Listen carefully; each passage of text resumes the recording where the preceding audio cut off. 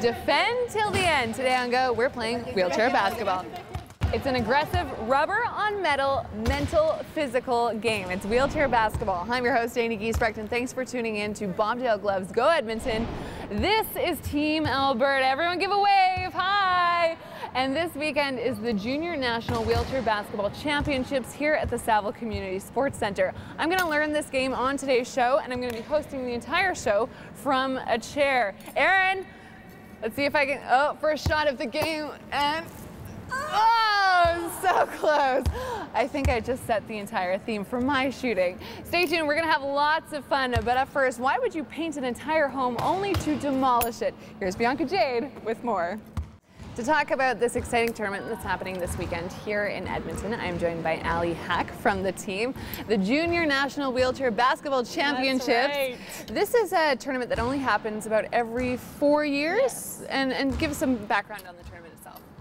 This tournament is like a seeding round for Canada Games. We are competing and we've been training for it's a 4-year squad, basically every single national championships to Canada Games. This is a great chance to see how well we've trained and how much we need to train for Canada Games. Gotcha. Canada Games is obviously a huge thing, and some of the players on the team have aspirations to be in the Olympics one day. They do. Yeah. And to get there, you guys are training pretty heavily. Yeah, a lot of the players here are part of the national programs. So they might be like, for me, example, I'm with the U25 national team. And so, and a couple of the other girls, even on our team. So in every province, there's someone who's either with the junior or senior program on the team. And it helps like raise the caliber for both the teams here and with the national the national programs to showcase everyone. We're going to showcase some of the talent that's on your team today, and the ages, we don't have the youngest member of the team here today, but the youngest member is 13. That's right. And then it goes all the way up to yourself. You're 21, and there's a couple players around that age. How is it to play with such a diverse group of ages? Oh my gosh, it's so fun. It really makes you feel like you're at a summer camp sometimes, and the atmosphere is completely fun. Because of that, it's more about how can you make each other look better. Good. The entire time. The 13-year-olds, they bring in the energetic enthusiasm and the wonder of the sport, and the older players, I would hope, bring some expertise and some discipline yet funness. So it's a lot of the role model, big brother, big sister sort of atmosphere that is continually happening throughout the entire 4, 5, 6, 7, 8 years. Wow, that's incredible. Yeah, and even in our practices, we have players who are veterans or retired national team players who want to help out the team. So it's always about giving back. Gotcha. And quickly, I didn't know this until I got here today, but you don't have to use a chair to play wheelchair basketball, and you yourself don't use a chair. I don't. I started playing because of bad knees, but in Canada, like a lot of the players here, you don't need to be classified. Classified means that at an international level, because you have a permanent injury that has occurred to you, you can play. But in Canada, we don't have that. In Canada, you can be a big brother, a big sister of a player who might be classified, and so they just enjoy the sport. Anyone can play in Canada, and so we even have a player. I can think of one for sure. I know there's a couple more, but there's even one player who doesn't need a wheelchair or anything. They just chose it instead of hockey or lacrosse. We're going to give you a tutorial and show you just how much fun it is right after the break. Don't go anywhere. We'll be right back on Go. Thanks, Ali. No problem.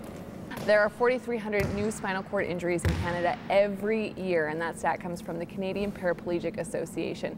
And while a chair is a life sentence, it's definitely not a death sentence, and we are proving that here today with the Junior National Wheelchair Basketball Team, Team Alberta. And I'm joined by Aaron, who's going to give me some of the basics of playing basketball from the chair. And like I learned at the top of the show, you don't have to use the chair every day to play wheelchair basketball, and you yourself don't. Yeah. Yes. And then why did you decide to start playing basketball from a chair? I can no longer play stand-up basketball because of all my knee injuries I've had, and I got recruited into playing wheelchair basketball, and they said I had potential, so I'm here. There you go.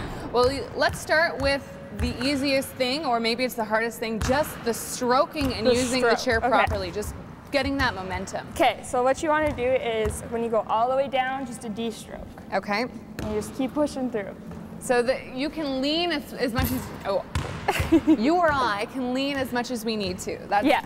Okay, so that's like good. That. Okay. All the way through. And then, ooh, I think I got spinning down. Yeah. The spinning is fun. It's easy enough. Yeah. What's one of the more difficult things to do when you're maneuvering with the basketball? Definitely dribbling. Okay. I've always had troubles with it. So pretty much you have your bumper and you have like little spaces in between your wheel and your bumper. Right. And that's where you want to dribble. Okay. And so when you push, it's a different, this is when you're stationary. Okay, so start moving. Show us some moves. So you push it forward like that. Yeah. And then you also said you use your hips to get around a bit. Yeah.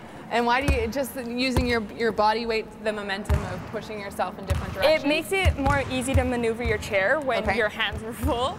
And when you're going one-on-one with someone, you want to try to fake them out as much as you can. Gotcha. So if you're using your hands to fake them out with the ball, you're using your hips to turn yourself, which I use all the time.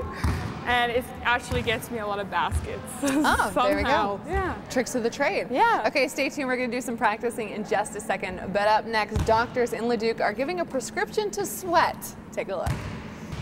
This is a quick shooting drill called 3 Up. We've got Halo and Aaron versus Allie and Kyle. The first one to get 3 baskets in a row wins, showing off their shooting skills. We still have a scrimmage coming up. Stay tuned for that. But right now, it's time for your hot button question. What motivates you to go to the gym? And Allie, give me a push. Yep. And would you go if you received a free gym membership? No. Tweet us at Shot TV EDM. Okay, so the shooting is definitely a hard thing to handle, and I guess that's a key part of basketball. Stay tuned, we still have more coming up, but right now, free delivery service that benefits everyone involved. Take a look. By the year 2030, it's estimated that the number of Canadians living with a spinal cord injury will reach 121,000. It's pretty scary stuff, but if you're just tuning in now, we've been hanging out with Team Alberta. The Junior National Wheelchair Basketball Championships are this weekend, and the team has been training very, very hard. Stay tuned. I'm going to join the scrimmage, the 2-on-2 scrimmage that's happening behind us in just a moment. But before that, we're checking out one of the only museums that's better with the lights off. All right, Allie's got the ball, and I'm going to try and join in here. Oh, and chase the ball. And you're just go for it, Allie. So this is scrimmage, and I just learned that, yes, there is a double dribble in wheelchair basketball. You have to be able to touch the chair twice, dribble, and then you can touch the chair again. You can't just put it in your lap and go. Oh, Allie, I'm open. And short, so shooting still lots of work to go there. And as you can see, everyone's working up a sweat. Very athletic game. We're going to continue to play right after the break. Stay tuned. We'll be right back here on Go. Welcome back to the show. If you're just tuning in now, we are with Team Alberta. Everyone say hi. And they are showing me the ins and outs of wheelchair basketball. Their big national championships are this weekend here at the Saville Community Centre. They are going for gold. They've been working very, very hard. It's a super close-knit team, ages ranging from 13 to 21. And we've been enjoying a little bit of a scrimmage here. I'm just still trying to get a handle on the chair. And we have Allie and Aaron, who both don't use a chair on a regular basis. They decide to play wheelchair basketball for the love of the sport. Stay tuned. We still have a couple more things to do before we wrap up. But before then, you see them every day. But I bet you didn't know they were made in Edmonton. All right, guys. Team cheer to wrap it up. Ooh. Grab chairs and take it away. 1, 2, 3, Alberta! All right, so remember to come on down to the Saville Community Sports Centre this weekend to cheer on Team Alberta, the Junior National Wheelchair Basketball Championships. I'm your host, Geisbrecht. We'll see you next time. Who's got the ball? Cut!